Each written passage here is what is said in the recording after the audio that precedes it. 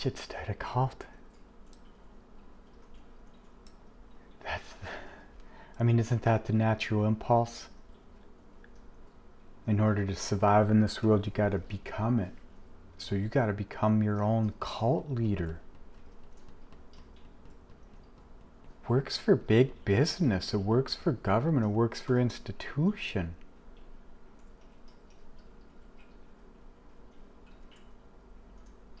But then you become that and you're it.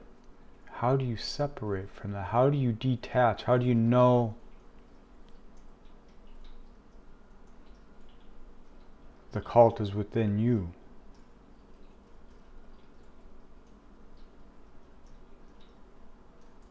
Well, here's one idea for that. Let's pull up a chart here.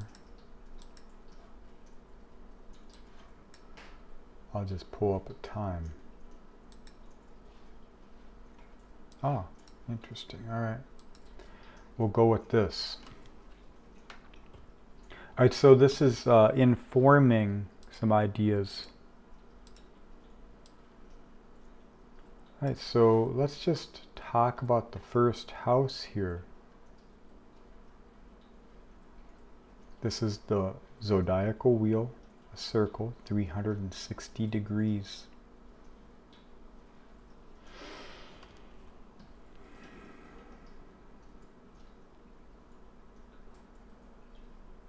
The circle is broken into 12 pieces, the 12ing. It plays a role in the symbology of the seasons of the northern hemisphere for us, the way it's arranged. Or you could reverse it if you're down there, if you wanted to create your own system of intuitive logic. But I digress. First house here, we have Scorpio ascending, rising. So if I look east, I see the sun about 11 o'clock right now. On the eastern horizon, Scorpius is coming up through the Cancer-Capricorn axis here, the Tropic of Cancer and Capricorn, the little band of sky where all the action speaks to us, at least through this modality. But this is just a tool. There's many, many tools you can integrate with this to make it more dynamic and give more function to different things. It's an API. All right, so this Scorpius is rising. So on the eastern horizon, this signifies you, and we move westward in life towards the setting sun, life and death. Rebirth on the east, but simultaneously on the west. So this is the fate, destiny thing. You're on the axis here. This is the fixed cross right here, right now. I'm using the Porphyry house system. You can use any house system you want. This one speaks to me best, so this is why I use it. I like the nuance and the detail. It fits a lot of flows from my personal experience, and it's more dynamic. But again, I digress. The cross here, the fixed cross, is in effect for this moment. So if you are born with Scorpio ascendant, Leo ascendant, Taurus, or Aquarius ascendant, you're on the fixed cross.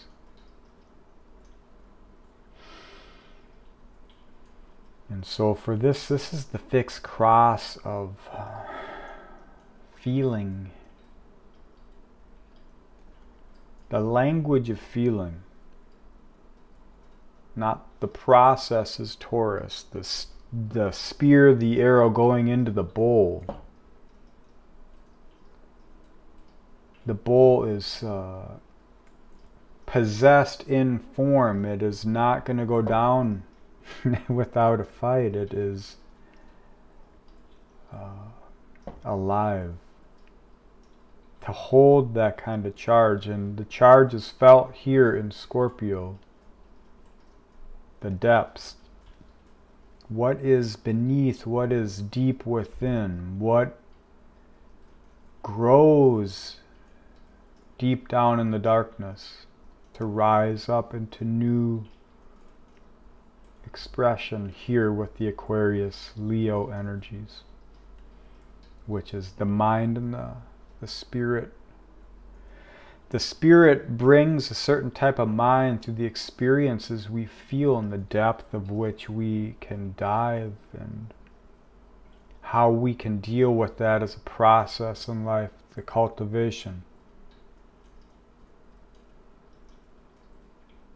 That's where the purity is expressed, and others can feel that, they can see that. That's why the 10th house is active here. This is the archetype of the father, the solar father, for the Scorpio ascendant. So what is the first house in all of this? It is who you are through the experiences. Scorpionic happenings is your existence. You are cultivated through Scorpio energies. So you will have scorpionic experiences in life. They will try and drown you, hold you, to bind you to the way of this being in this power dynamic, but since you aren't possessed of its nature, you are transforming through it. So you hold it, but you do not own it. It doesn't own you. You don't need to sacrifice. So all these experiences show you who you are not. And in the process, you are blind to who you're becoming, because it's a natural expression here, this opening quincunx. The opening quincunx here between the 1st and the 6th, this shows you the unconscious 12th axis brought into spirit form through your deeds, your happenings, your physical body, the health of the body, what you put the body into. Is it, are you warring here? Do you need the fight, the fire? Are you challenging yourself to become? You know, I never felt the need to jump out of airplanes or do any of that stuff, because life was anxiety enough. Just being in relation to existence was enough for me. So I just challenged myself in very simple ways to do things which I didn't enjoy doing, to learn ways I didn't understand, to try and fit into functions for a greater purpose, for other meanings. I didn't think I was smart. I wasn't a system. I didn't like following structured systems, so I forced myself into computers to learn that way, those ways. And I went to school and a few classes, realized I wasn't dumb, I just wasn't motivated. There was no life in what it was. You have to feel it to know it. I can't just read it and regurgitate it. Some people can read and feel, but I can't. So I need to embody it. That's the unconscious being made conscious. And my willingness to grow through adversity, having had to do it against my own will. So when you think of your first house here, it's a progression towards the second. So your second will become your first, and if you're lucky, your third and fourth. Or if you're wizened, if you live to the wizened age. Whatever it is, you're learning a big, energetic lesson in life through the experiences of the energy.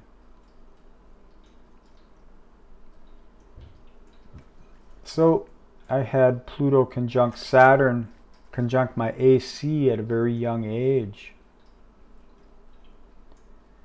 It was opposing my Mercury and my Chiron. It was conjunct my Uranus, and then my Ixion, then my Fortune, then my so on and so forth. But the planets Saturn and Pluto broke apart. You know, there's they both have their own retrograde cycles, and they cycle around the Sun. Saturn's 30 years, and Pluto's 256 or 4 or 8, one of those. So Pluto moves much slower. It's a more generational energy. So I'm the Libra Pluto generation. Gen X primarily.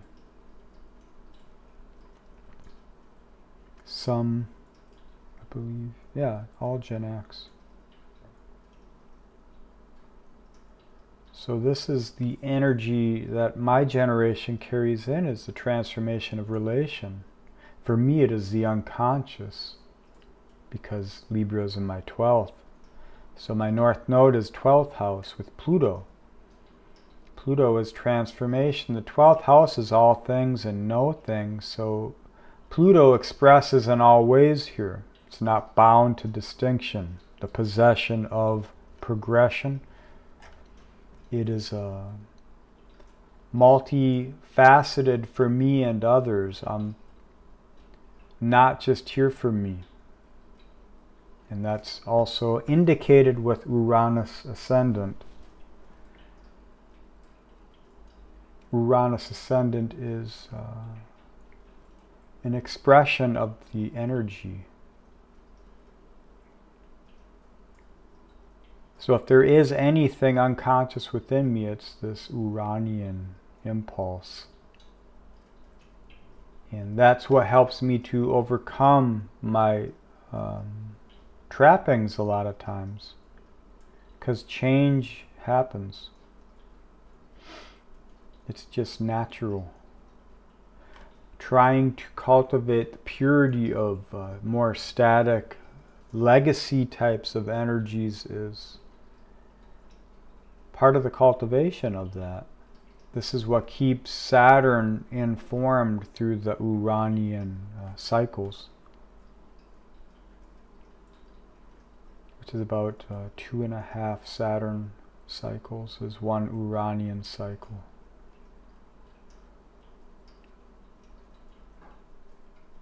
But I digress here. We're talking first house. So my experiences, they shaped me.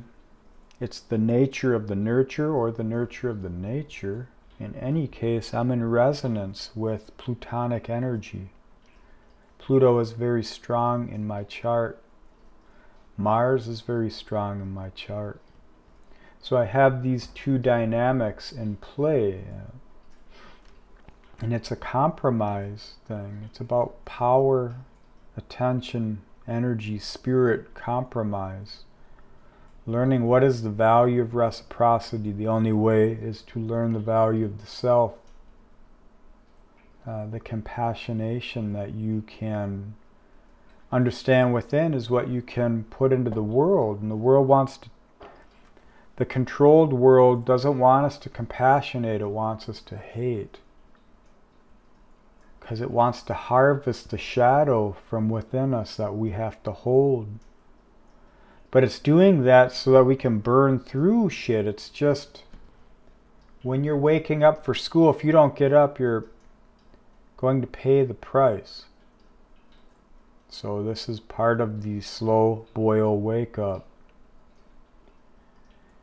And I learn hard, but I do learn.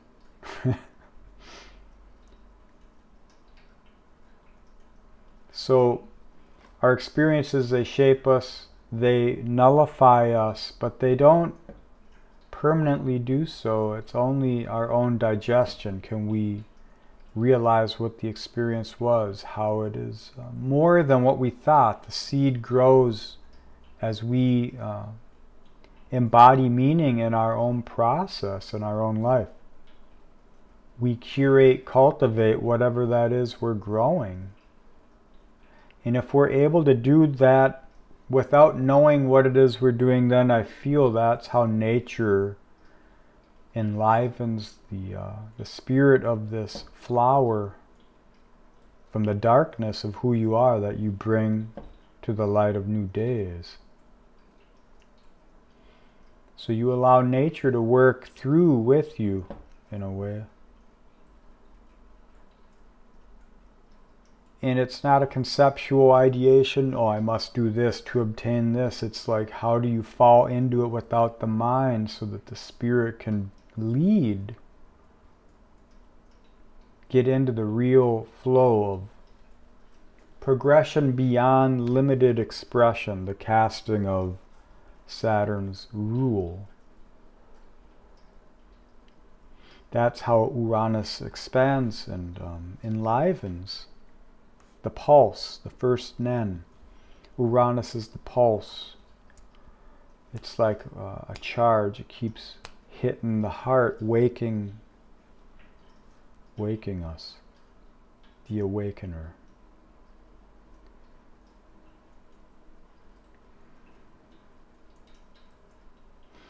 Alright, so that's some first house stuff. I just spoke to you. I didn't know that this was the time.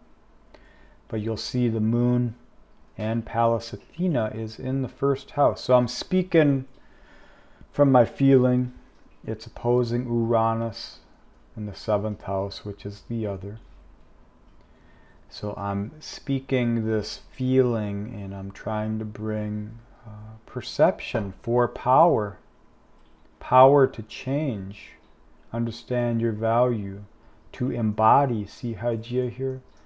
To embody that through healthy respect for yourself and your sacred origin, which is existence. So how do you honor yourself? How can you honor life? By living.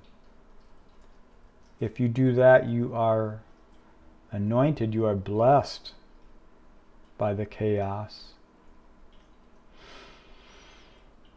You don't see it as chaos any longer. Alright, so Mercury just came into Virgo here. I like to come into things cold because then it speaks to me more authentically. I don't like rehearsing shit. So Virgo, now with Mercury's stronger, Virgo, still on the shadow path, but coming into a conjunction with Vesta. So understanding the purity of the fire you hold, the language coming to you so that you can release and renew your own spirit, your own sense of value, reclaiming your value, allowing the denials to be steps in the process of this. You know, to graduate, you got to go to a lot of days of school. You got to pay attention to a lot of bull crap. But it's all so that there's a synthesis when you graduate, when you apply the meaning, the need for the language. Then you understand how it lives. That's this Mars to Mercury sextile as well. Mars coming into the square with the North Node in Aries. So these emotional flows you got now, if you are shrinking from them, you are falling into the Libra stuff. Compromise. You're overextending your compromise because your value hasn't been felt. But if you sense, okay, if I go with what is hard, if I purify myself in the rapids and the fire, knowing that that's the destiny which honors me and my growing self, then I gotta do it regardless. Then you carry that charge and it enlivens you, it sparks you. It's not easy, but it's better to choose your work than allow the work to choose you. So let this Mercury Vesta, ask yourself about your passion. What makes you feel alive? How can you bring that to life through what you do? How can you put the spirit into focus? Then when you do that, you know your mind is more in alignment with what your heart is yearning for, what it's telling you.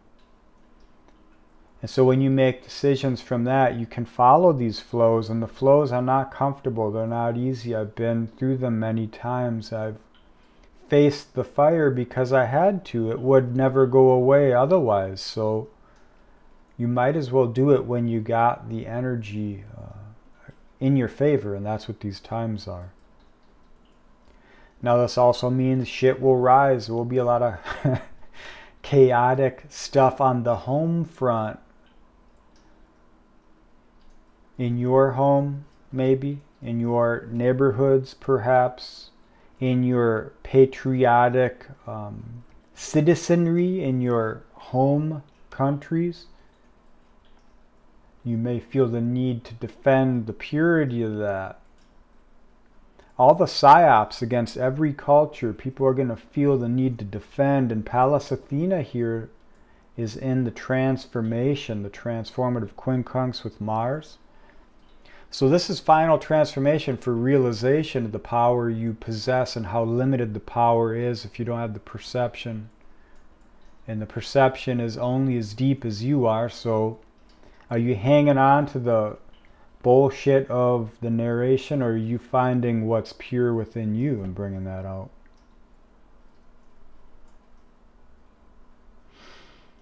So, get some, I guess. I don't know. Alright, well, this turned into a mini breakdown. But this was an example of first house stuff and how dynamics play out. Learning the archetypes doesn't limit you to just that language. You can still hold meaning in many other systems. And at the very least, it should show you that there are many ways, and you can find your own if you are so inclined. Alright, thanks for watching, listening, and being.